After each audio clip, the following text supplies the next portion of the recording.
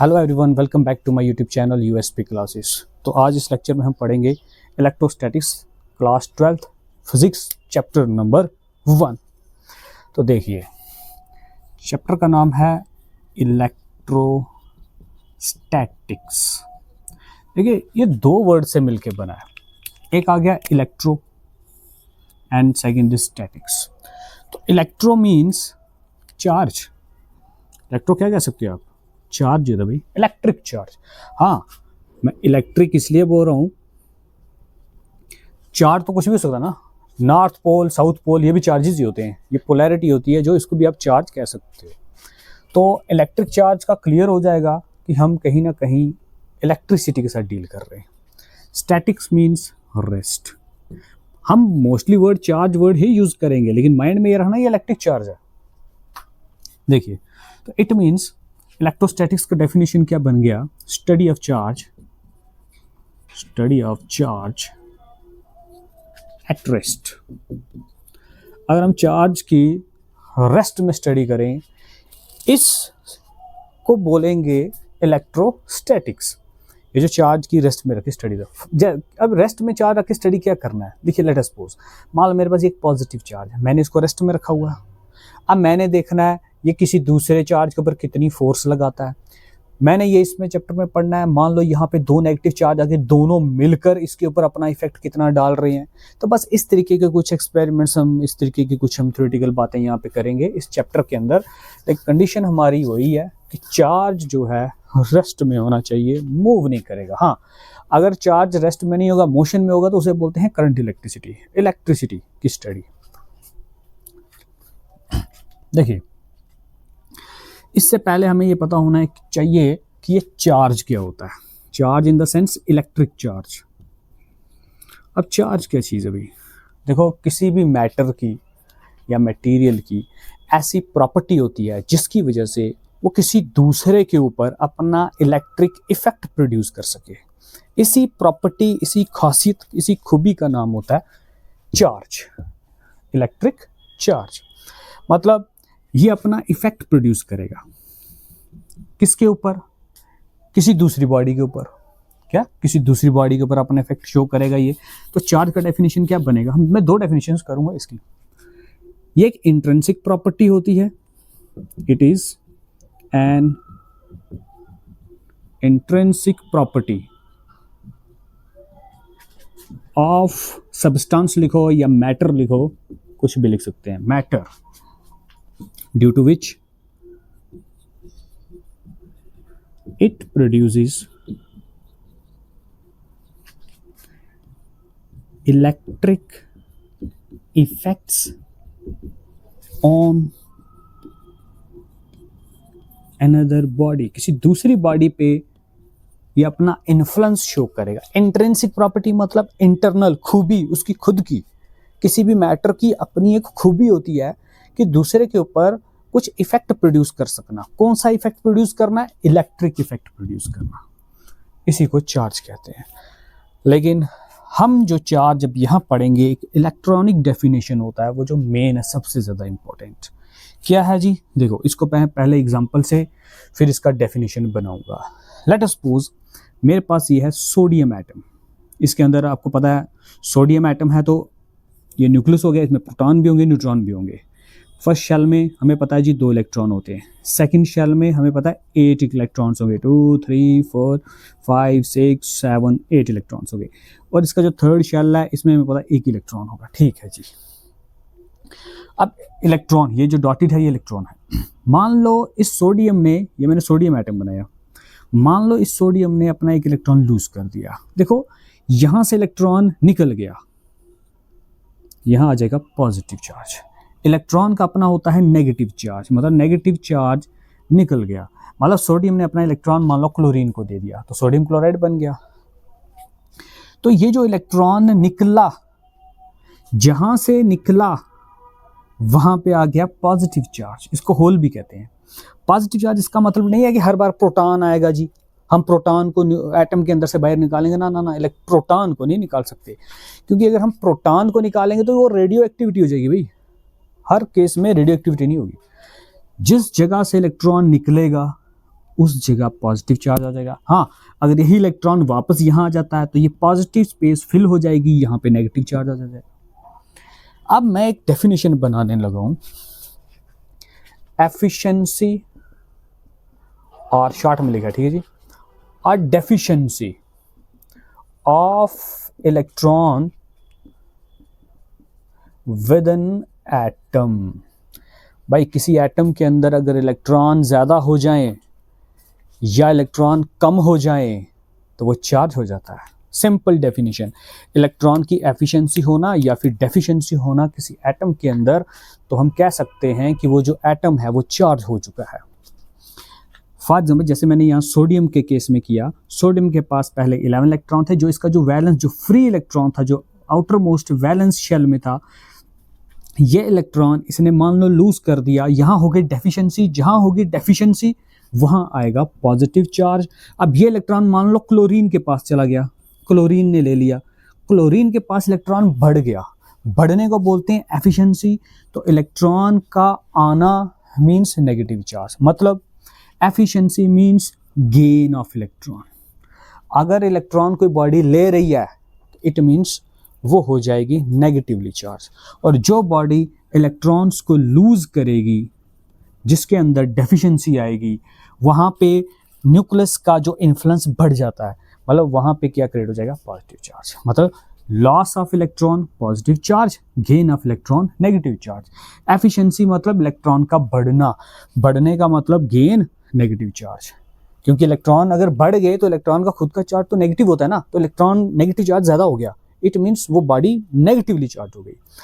तो जहाँ से इलेक्ट्रॉन निकलेगा वहाँ होल रह जाएगा, तो यहाँ से इलेक्ट्रॉन जो है लॉस हुआ, लॉस ऑफ इलेक्ट्रॉन, या फिर इसने लूज किया बॉडी ने इलेक्ट्रॉन, तो वहाँ पे डेफिशिएंसी आ गई, जहाँ से इलेक्ट्रॉन निकलता है वहाँ पे क्या क्रिएट हो जाता है, पॉजिटिव चार्ज। तो दूसरा डेफिनेशन ये था, एफिशिएंसी और deficiency of electron with in atom. तो ये आ गई हमारे पास चार्ज की डेफिनेशन। अब देखो चार्ज का मैग्नीट्यूड कितना होता है। न्यूमेरिकली जो हमारे पास बेसिक चार्ज होता है इलेक्ट्रॉनिक चार्ज। वो जो चार्ज होता है -1.6 इंटू 10⁻⁻19 कूलम। ये वैल्यू होता है जी नेगेटिव इलेक्ट्रॉन। हाँ, अगर कोई पूछे प्रोटॉन का चार्ज कितना होता है, तो प्रोटॉन का होता है +1.6 इंटू 10⁻⁻19 कूलम। ये नेगेटिव चार्ज, ये पॉजिटिव चार्ज। और नेगेटिव चार्ज और पॉजिटिव चार्ज दोनों का मैग्नीट्यूड हमेशा सेम रहता है। लिखा मैंने प्रोटॉन का चार्ज है, ऐसा नहीं है जहाँ से इलेक्ट्रॉन निकलेगा मैंने इस पॉजिटिव चार्ज की ज़्यादा इसमें बातें करनी है।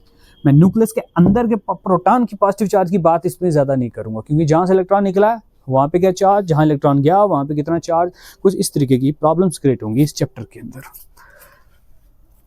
तो ये आ गया मैग्नीट्यूड बेसिक इलेक्ट्रॉन का, इलेक्ट्रॉनिक चार्ज का। तो अब देखते हैं आगे इसका।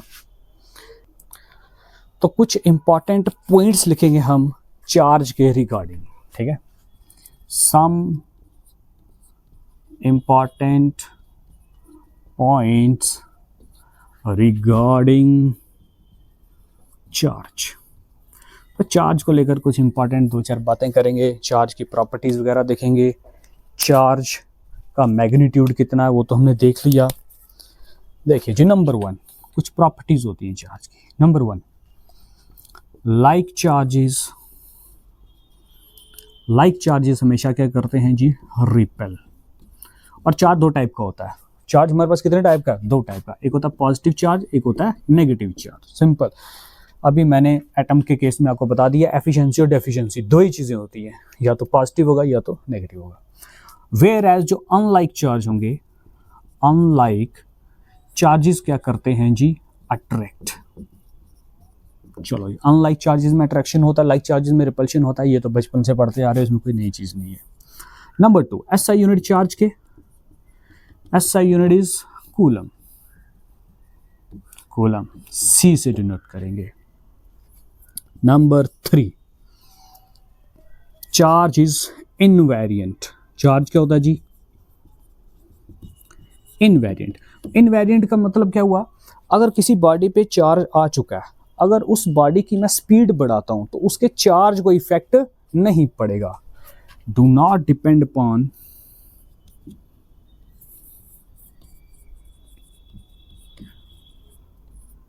स्पीड ऑफ बॉडी, बॉडी की स्पीड पे चार्ज का कोई इफेक्ट नहीं पड़ता। ऐसा नहीं है कि अभी ये मार्कर है, लेट सपोज यहाँ पे आ गया 2 कूलम चार्ज, अब मैं मार्कर को ऐसे से घुमाऊंगा तो 2 का 4 हो जाएगा, ऐसा नहीं होगा।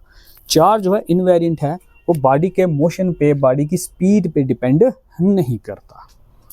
नंबर 4, अब बेसिक चीजें हम पढ़ेंगे इसमें। देखिए जब चार्ज होता है रेस्ट पे, चार्ज एट रेस्ट, अगर चार्ज रेस्ट में होगा तो वो क्या प्रोड्यूस करेगा? Electric field, produces electric field only. Charge अपने सराउंडिंग में एक फील्ड क्रिएट कर देता है जिसे कहते हैं इलेक्ट्रिक फील्ड। अगर चार्ज यूनिफॉर्मली मूव कर रहा है, मतलब अनएक्सेलेरेटेड चार्ज, अनएक्सेलेरेटेड चार्ज मतलब ऐसा चार्ज मूव तो कर रहा है लेकिन उसकी वेलोसिटी नहीं बदल रही। अनएक्सेलेरेटेड चार्ज, अनएक्सेलेरेटेड चार्ज मतलब charge moving with uniform velocity. जो अनएक्सेलेरेटेड चार्ज होगा, मतलब जो अपनी स्पीड चेंज नहीं कर रहा, मतलब कांस्टेंट स्पीड से चल रहा है, कांस्टेंट वेलोसिटी बोल सकते हो। अगर चार्ज कांस्टेंट वेलोसिटी से चलेगा वो इलेक्ट्रिक फील्ड भी प्रोड्यूस करेगा, प्लस मैग्नेटिक फील्ड भी प्रोड्यूस करेगा। दोनों, चार्ज रेस्ट में तो सिर्फ इलेक्ट्रिक फील्ड, अगर चार्ज मोशन में है तो क्या प्रोड्यूस करेगा? हाँ, मोशन में भी क्या? अनएक्सेलेरेटेड। अनएक्सेलेरेटेड मतलब अगर वो कांस्टेंट स्पीड से, कांस्टेंट वेलोसिटी से मूव कर रहा है तो इलेक्ट्रिक प्लस मैग्नेटिक फील्ड दोनों प्रोड्यूस करेगा। अगर चार्ज हो जाए accelerated, accelerated meaning, accelerated charge मतलब जिसकी वेलोसिटी चेंज हो, वेरिएबल वेलोसिटी। अगर उसकी वेलोसिटी वेरिएबल है, चेंज हो रही है, इंक्रीज कर रही है टाइम टू टाइम, वो इलेक्ट्रिक फील्ड भी प्रोड्यूस करेगा। ई मींस इलेक्ट्रिक फील्ड, ठीक है जी। वो मैग्नेटिक फील्ड भी प्रोड्यूस करेगा, प्लस इलेक्ट्रोमैग्नेटिक वेव्स प्रोड्यूस करेगा। यही बात बहुत इंपॉर्टेंट है भाई। इलेक्ट्रोमैग्नेटिक वेव्स का पूरा चैप्टर आएगा 12th में, एक मैग्नेटिक फील्ड का भी एक चैप्टर आएगा मैग्नेटिज्म पे। इलेक्ट्रिक फील्ड वगैरह तो छाला इसी चैप्टर में आप पढ़ लोगे। देखिए चार्ज अगर रेस्ट में है तो सिर्फ इलेक्ट्रिक फील्ड प्रोड्यूस होता है। चार्ज अगर कांस्टेंट स्पीड से यूनिफॉर्म मोशन में चल रहा है तो इलेक्ट्रिक फील्ड भी प्रोड्यूस करेगा, मैग्नेटिक फील्ड भी प्रोड्यूस करेगा। अगर चार्ज एक्सेलरेट कर रहा है, मतलब मूव तो कर रहा है लेकिन स्पीड उसकी बदलती जा रही है, स्पीड उसकी चेंज हो रही है, मतलब स्पीड उसकी इंक्रीज करती जा रही है चार्ज की, तो इलेक्ट्रिक फील्ड भी प्रोड्यूस करेगा, मैग्नेटिक फील्ड भी प्रोड्यूस करेगा और साथ में इलेक्ट्रोमैग्नेटिक वेव्स जनरेट होंगी। Next is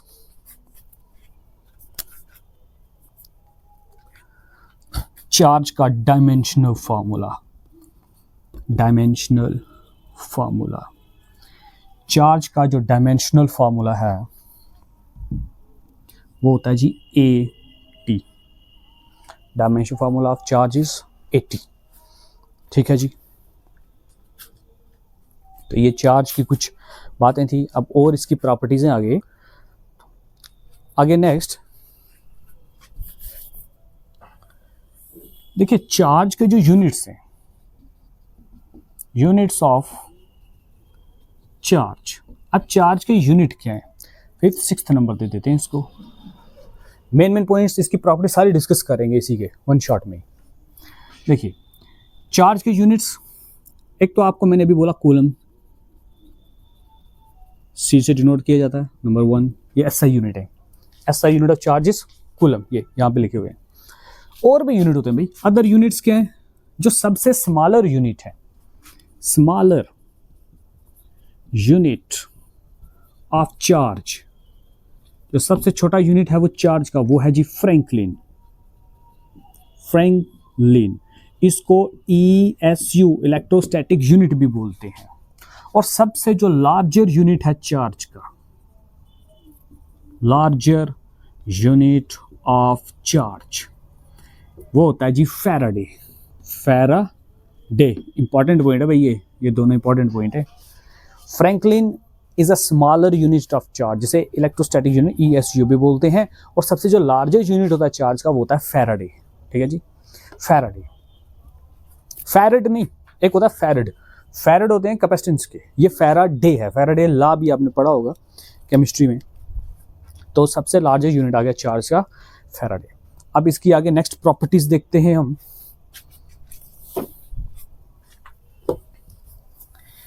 charge is quantized and what is quantization of charge, अब वो देखेंगे हम।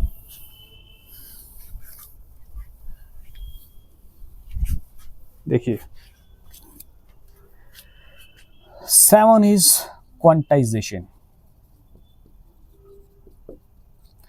Of charge and what is quantization of charge. देखो जब भी किसी बॉडी पे चार्ज आएगा तो सेपरेट छोटे छोटे डिस्क्रीट पैकेट्स में आता है। ठीक है जी, charge on a body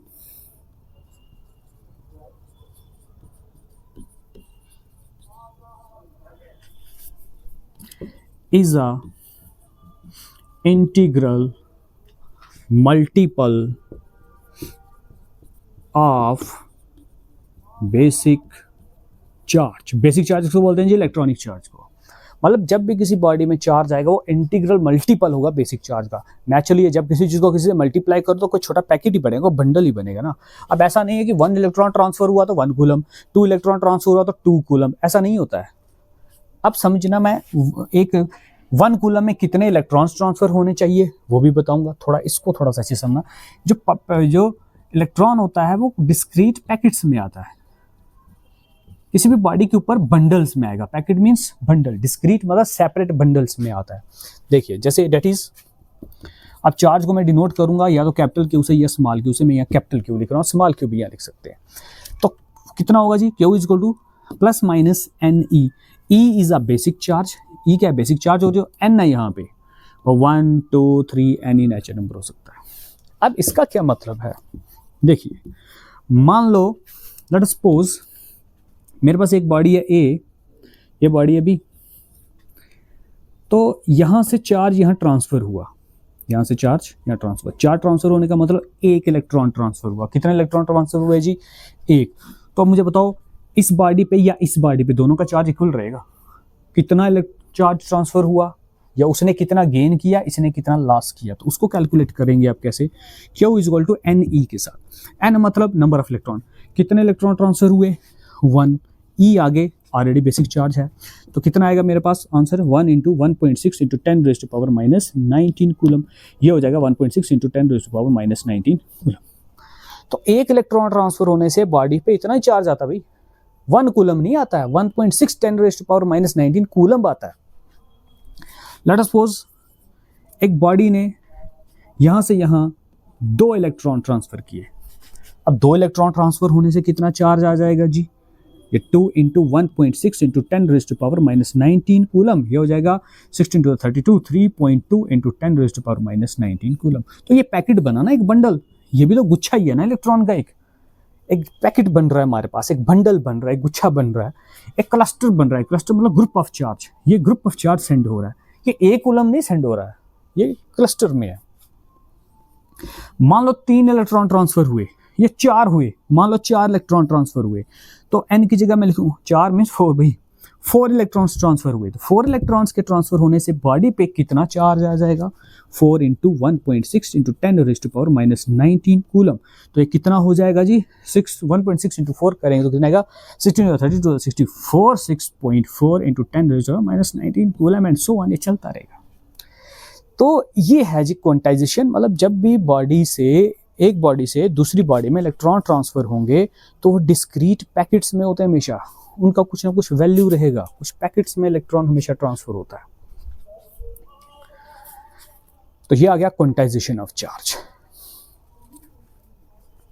next is, अभी हम करेंगे कंजर्वेशन ऑफ चार्ज।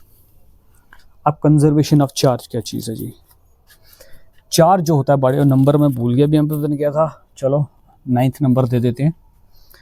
देखिए कंजर्वेशन ऑफ चार्ज, किसी भी चार्ज पे जो बॉडी पे जब चार्ज आएगा तो कंजर्व रहेगा। मतलब चार्ज को देखो प्रोड्यूस करने के हमारे पास अलग अलग तरीके होते हैं। बाय कंडक्शन कर सकते हैं, बाय रबिंग कर सकते हैं, बाय इंडक्शन कर सकते हैं। मान लो किसी बॉडी ने जो चार्ज गेन किया या लॉस किया, मतलब गेन करने से पहले और लॉस करने के बाद दोनों का चार्ज इक्वल रहता है, कोई चेंज नहीं आता। मतलब चार्ज जो है कंजर्व है। चार्ज कंजर्वेशन का मतलब कि चार्ज ना ही क्रिएट होता है ना ही डिस्ट्रॉय होता है, बराबर रहता है। जितना इनिशियली रहेगा उतना ही फाइनली बाद में भी रहेगा। लेकिन आइसोलेशन में, किसमें? आइसोलेशन में charge can neither be created nor be destroyed in isolation. ये आइसोलेशन वर्ड बहुत इंपॉर्टेंट है जी। लेट्स सपोज मैंने आपको एक इलेक्ट्रॉन दिया, लो जी आपके हाथ में एक इलेक्ट्रॉन है, मैं बोलता हूं इसको डिस्ट्रॉय करो without the help of another charge. आप इसको डिस्ट्रॉय नहीं कर सकते, ना ही उसको डिस्ट्रॉय कर सकते हैं। अगर मैं बोलूं जी एक इलेक्ट्रॉन क्रिएट करके बताओ, आप ऐसे कर ही नहीं सकते। इलेक्ट्रॉन्स को क्रिएट करने के लिए, चार्ज को क्रिएट करने के लिए मुझे दूसरी बॉडी चाहिए, उसमें भी इलेक्ट्रॉन्स होने चाहिए, तभी तो भाई या फ्रिक्शन होगी या कंडक्शन होगा या फिर उसमें इंडक्शन होगा। तो आइसोलेशन हो गया अकेले में, without the help of external agency, without the help of any material, we can not create और डिस्ट्रॉय चार्ज पार्टिकल। देखिए यहाँ एग्जांपल समझते हैं, एग्जांपल्स में बातें करेंगे कुछ दो तीन। मान लो मैं एक इक्वेशन लेता हूँ यूरेनियम 92-238 अल्फा डीके का एग्जांपल लेते हैं। इसमें क्या होगा, जब ये अल्फा डीके होगा तो जो यूरेनियम है अल्फा डीके होगा, हमें मिलेगा जी थोरियम। थोरियम एटॉमिक नंबर 90, 234 और यहां से एक निकलेगा अल्फा पार्टिकल। अब ये इसको बोलते हैं अल्फा पार्टिकल। भाई ये क्या है? Alpha particle. Alpha particle, alpha का पार्टिकल का मतलब होता है हीलियम न्यूक्लियस। हीलियम का न्यूक्लियस। हीलियम न्यूक्लियस क्या हो गया? अब हीलियम न्यूक्लियस आता है कि मेरे पास हीलियम होगा, हीलियम के अंदर से 2 इलेक्ट्रॉन्स मैंने रिमूव कर दिए, अब हीलियम के पास क्या रह गया? सिर्फ 2 प्रोटॉन और 2 न्यूट्रॉन। ठीक है जी। तो इलेक्ट्रॉन हीलियम में नहीं होने चाहिए, वो जो न्यूक्लियस बच गया उसी को बोलते हैं हीलियम न्यूक्लियस, उसी को बोलते हैं अल्फा पार्टिकल, उसी को ऐसे लिखा जाता है। अब यहां देखो इस इक्वेशन में क्या हुआ, बिफोर डीके, क्या बिफोर डीके, तो डीके से पहले यहां पे चार्ज कितना है जी? 92। एंड आफ्टर डीके कितना चार्ज है? 90 + 2। 90 + 2 कितना हो गया? Total 92। It means charge before decay is equal to charge after decay. Simple बात। तो अल्फा डीके से पहले और अल्फा डीके के बाद जो चार्ज है वो सेम रहा, इसी को कहेंगे कि चार्ज जो होता है कंजर्व्ड होता है। तो एक और एग्जांपल लेते हैं, एक और इसकी एग्जांपल नंबर 2 मैं यहां लिख देता हूं। नंबर 2 एग्जांपल 2 है, इसी के साथ कंजर्वेशन की ही दूसरी एग्जांपल भी ले लेते हैं। मैं लेता हूं इलेक्ट्रॉन पॉजिट्रॉन इनहिलेशन। इनहिलेशन मतलब डिस्ट्रक्शन। जब इलेक्ट्रॉन और पॉजिट्रॉन आपस में मिलेंगे और रिएक्शन करेंगे तो गामा रेज प्रोड्यूस होती है। देखिए ये आ गया इलेक्ट्रॉन, इसको पार्टिकल भी कहते हैं। ये आ गया इसी का एंटी पार्टिकल पॉजिट्रॉन। देखो इलेक्ट्रॉन और पॉजिट्रॉन में डिफरेंस बस चार्ज का होता है, बाकी जितना मैग्नीट्यूड चार्ज का इसका होगा उतना ही मैग्नीट्यूड इसका होगा। जो जो प्रॉपर्टीज इलेक्ट्रॉन की हैं सारी प्रॉपर्टीज पॉजिट्रॉन की होती हैं, सिर्फ फर्क किसका होता है? ये नेगेटिव होता है और ये पॉजिटिव होता है। ये पार्टिकल कहलाता है, ये एंटी पार्टिकल कहलाएगा। तो क्या प्रोड्यूस होंगे मेरे पास? Gamma rays. तो गामा रेज का कोई चार्ज नहीं होता। अब यहां समझेंगे, देखो एनहिलेशन से पहले टोटल चार्ज कितना था? -1 + 1। देखो -1 + 1 तो टोटल कितना हो गया? 0। After annihilation gamma rays produce हुई, तो गामा रेज का कोई चार्ज नहीं होता, नो चार्ज। नो चार्ज बोले तो जीरो, मतलब before annihilation after annihilation charge same है।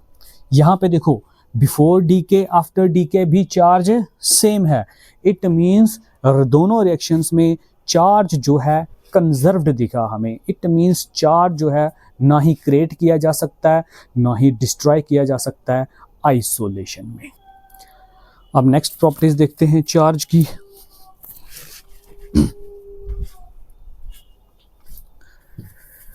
देखिए नेक्स्ट इज चार्ज जो है एडिटिव होता है। किसी भी बॉडी पे अगर कोई चार्ज आएगा तो आप उसको ऐड कर सकते हो, चार्ज इज एडिटिव।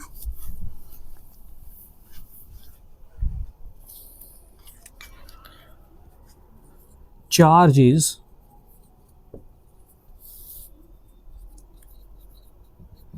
एडिटिव, मतलब किसी बॉडी पे चार्ज आएगा आप उसका अलजेब्रिक सम कर सकते हो डायरेक्ट। और चार्ज स्केलर क्वांटिटी थी, ये भी लिखूंगा नेक्स्ट।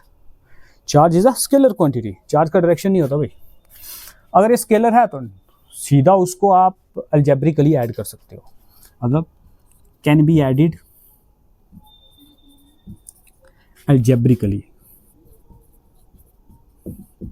मतलब किसी बॉडी है, लेट सपोज ये मेरे पास एक बॉडी है, ठीक है जी।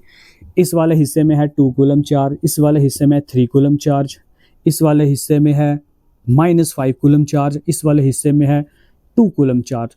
तो पूरी बॉडी पे चार्ज कितना हुआ भाई? ये हो गया सेपरेट हिस्सों में चार्ज कितना। तो अगर आपको टोटल बॉडी का चार्ज बताना है तो अलजेब्रिक सम कर दो। 3 + 2 5, 5 + 2 7, 7 - 5, ऐसे करेंगे 3 + 2 + 2 -5। तो टोटल कितना चार्ज आ जाएगा? 3 + 2 5, 7, 7 - 2 is 2 कूलम। पूरी बॉडी का जो होल टोटल चार्ज होगा, नेट चार्ज होगा, वो कितना होगा जी? 2 कूलम। मतलब charge is additive. Charge can be added algebraically on a body. और चार्ज जो है वो है स्केलर क्वांटिटी। क्या है जी? Scalar quantity. देखिए next,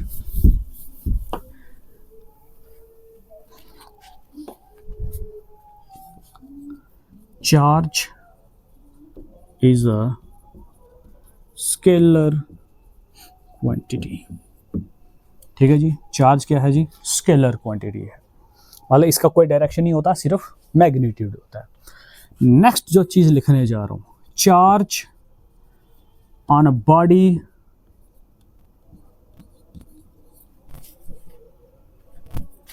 do not exist in fraction. किसी भी बॉडी पे जो चार्ज आएगा वो फ्रैक्शन में नहीं आएगा, मतलब it does not in the form, मतलब किसी भी बॉडी पे मैं बोलूं +2/3 इलेक्ट्रॉन्स आ गए, ऐसा नहीं होता। किसी भी बॉडी पे इतना चार्ज नहीं होता। किसी बॉडी पे आ गया 1/2 इलेक्ट्रॉनिक चार्ज, ऐसा नहीं होता। किसी भी बॉडी पे इलेक्ट्रॉन कभी भी फ्रैक्शन में नहीं होगा, ये होगा हमेशा नंबर्स में। दैट इज ये किस फॉर्म में होगा? 1 इलेक्ट्रॉन, 2 इलेक्ट्रॉन, 3 इलेक्ट्रॉन, इस तरीके से होगा। जितने इलेक्ट्रॉन लूज होंगे उस हिसाब से इलेक्ट्रॉनिक चार्ज बनेगा। हाँ, अब इस टाइप का चार्ज भी होता है, वो होता है क्वार्क्स का। किसका जी? क्वार्क्स। अगर मैं लूं क्वार्क्स, क्वार्क्स का जो है चार्ज वो फ्रैक्शन में हो सकता है। तो क्वार्क्स का चार्ज कितना होता है? -e/3 हो गया, ठीक है जी, +2e/3 हो गया, एक्सेट्रा। इस तरीके का ये चार्ज होता है जी क्वार्क्स का। अब ये क्वार्क्स क्या है? ये क्वार्क्स मिलकर ही प्रोटॉन और न्यूट्रॉन बनाते हैं। मतलब जैसे एटम के अंदर इलेक्ट्रॉन है, प्रोटॉन है, न्यूट्रॉन है, इसी तरीके से प्रोटॉन के अंदर क्या है? क्वार्क्स। न्यूट्रॉन के अंदर क्या है? क्वार्क भाई। अब देखिए, चलो अब हम बात करते हैं प्रोटॉन की। मान लो एक न्यूक्लियस है, उसके अंदर प्रोटॉन बैठे हुए हैं, तो प्रोटॉन जो है किससे मिलके बना होता है? ये भी तो क्वेश्चन है ना। अब मैं बात करता हूं न्यूट्रॉन की। अब भाई न्यूट्रॉन भी तो किसी चीज से मिलके बना, कुछ स्टडीज तो हो रही है ना, आज भी चल रही है इस पे स्टडीज। अब प्रोटॉन और न्यूट्रॉन, देखो प्रोटॉन में 2 अप क्वार्क होते हैं, एक डाउन क्वार्क होता है। अप डाउन ये 2 क्वार्क्स हैं। तो प्रोटॉन के अंदर 2 अप क्वार्क्स होते हैं और एक डाउन क्वार्क होता है, और न्यूट्रॉन के अंदर 2 होते हैं डाउन क्वार्क और एक होता है अप क्वार्क। ये 3, ये अप क्वार्क एक डाउन क्वार्क मिलकर बनाते हैं प्रोटॉन, 2 डाउन क्वार्क और एक अप क्वार्क मिलकर बनाते हैं न्यूट्रॉन। इनका चार्ज फ्रैक्शन में होता है। अब मैंने बोला चार्ज फ्रैक्शन में एग्जिस्ट ही नहीं करता, do not exist in fraction. अब ये फिर इसका मतलब आप तो बोलोगे एग्जिस्ट तो करता है। भाई देखिए, हम जो चार्ज लेते हैं ना, हम जो स्टडी कर रहे हैं ना, इलेक्ट्रॉन की ट्रांसफरेंस को लेकर कर रहे हैं। अब इलेक्ट्रॉन की जब ट्रांसफरेंस होगी तो अगर मैं उसमें चार्ज फ्रैक्शन में लूंगा, अब इनका जो चार्ज है ना क्वार्क का, ये हम कंसीडर ही नहीं करते फ्रैक्शन में। क्यों नहीं कंसीडर करते? रीजन देखिए, इसको कंसीडर करने की वजह ये नहीं है, पहली बात ये तो फ्री स्टेट में एग्जिस्ट ही नहीं करते, do not exist in free state. और दूसरी चीज, क्योंकि देखो ना, दो ये और एक डाउन, 2 अप एंड एक डाउन मिलकर जाके प्रोटॉन बना रहे हैं। एक मैं अप निकाल लूं अलग से, एक अलग से आइसोलेशन में, डी को मैं डाउन क्वार्क को अलग से ले लूं, ऐसा नहीं होता। ये तीनों के तीनों जो हैं ये फ्री स्टेट में एग्जिस्ट ही नहीं करते, ये तीनों मिलकर प्रोटॉन बनाते हैं भाई। तो सबका कंबाइंड चार्ज जो है वो प्रोटॉन का होता है। प्रोटॉन का कंबाइन करके चार्ज बनेगा 1.6 × 10⁻⁻19। ये तो कंबाइंड स्टेट का चार्ज हम ले रहे हैं ना। तो जो इसमें जो फ्रैक्शनल चार्ज आ रहा है वो हम कंसीडर ही नहीं करेंगे, क्योंकि वो फ्री स्टेट में एग्जिस्ट ही नहीं करता। दूसरा, फ्री स्टेट में एग्जिस्ट नहीं करता तो मतलब ये स्टेबल ही नहीं है, अनस्टेबल होगा ना। तो ये जो चार्जेस हैं ये क्वार्क्स के, ये अनस्टेबल होते हैं, ये फ्री स्टेट में एग्जिस्ट नहीं करेंगे। अगर ये फ्री स्टेट में एग्जिस्ट नहीं कर रहे, अनस्टेबल हैं, तो हम इनकी स्टडीज नहीं कर सकते। इसीलिए जो हम चार्ज की जो स्टडी करते हैं वो इलेक्ट्रॉनिक चार्ज को, इलेक्ट्रॉन को लेकर मानते हैं। तो इसलिए हम ये बोल रहे हैं कि चार्ज जो है फ्रैक्शन में एग्जिस्ट नहीं करता। यही रीजन था हमारे पास इस चीज का। तो अब मैं एक क्वेश्चन करूंगा, मैं देखूंगा कि 1 कूलम ऑफ चार्ज में कितने इलेक्ट्रॉन्स होते हैं। ये प्रॉपर्टीज हो गई जी मेन। बस एक एक्स्ट्रा क्वेश्चन कर रहा हूं मैं, number of electrons in 1 coulomb of charge, जो क्वांटाइजेशन से क्वेश्चन निकलेगा एक। देखिए क्वेश्चन मैं यहां लिखता हूं, how many electrons are there in 1 coulomb of charge. देखो जी, मैंने बोला कि किसी बॉडी पे जो चार्ज है वो बंडल्स में आता है, पैकेट में आता है। तो मुझे बताओ 1 कूलम चार्ज में कितने इलेक्ट्रॉन होंगे। अब वो कैलकुलेट करेंगे सॉल्यूशन में। देखिए according to quantization of charge Q = NE, calculate मुझे करना है n को, नंबर ऑफ इलेक्ट्रॉन्स। मुझे बताना है कि 1 कूलम चार्ज में कितने इलेक्ट्रॉन है। चार्ज कितना मेरे पास, 1 coulomb is equal to n का n, इलेक्ट्रॉनिक चार्ज मेरे पास कितना होता है 1.6 × 10⁻⁻19 कूलम। कूलम यूनिट आप कैंसिल कर सकते हो, क्योंकि मेरे पास तो नंबर आएगा। Number of electron means is a number, number के कोई यूनिट नहीं होते। यहाँ से n का वैल्यू निकालो, ये इधर आके डिवाइड हो जाएगा। तो n का वैल्यू मेरे पास आएगा 1/1.6 10⁻⁻19। आप इन दोनों को डिवाइड करो, इसको न्यूमरेटर में ले जाओ, तो मेरे पास कितना आएगा,